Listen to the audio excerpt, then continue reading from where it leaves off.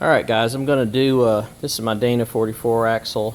I just wanted to talk real quick about press fit because I just did a video, I think I did it wrong. So they're telling you in the instructions on the SET10 bearing with the collar in the inner race of the bearing, they're telling you you need a minimum of a 1/1000th press on the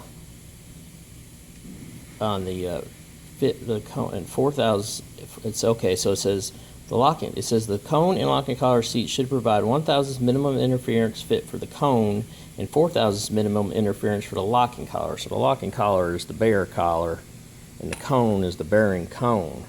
So thousandths and 4. So I was looking at my numbers and I mic'd everything out. And I may edit these two videos together so if they look a little choppy, but I mic'd these two surfaces out, and there's my original 565 number, inch and 565, and then the bearing is an inch and 551. So I'm looking at 10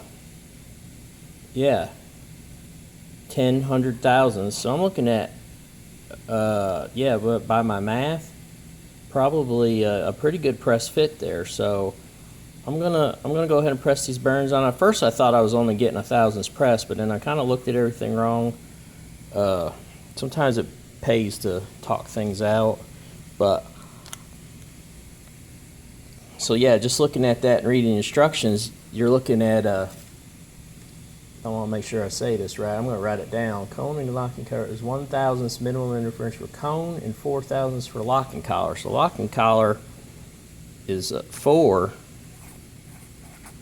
and the bearing they're saying, well, I find that hard to believe because thousandths is not much of a press fit on anything. That's really a slip fit. Slip fit means the stuff just slides on and off.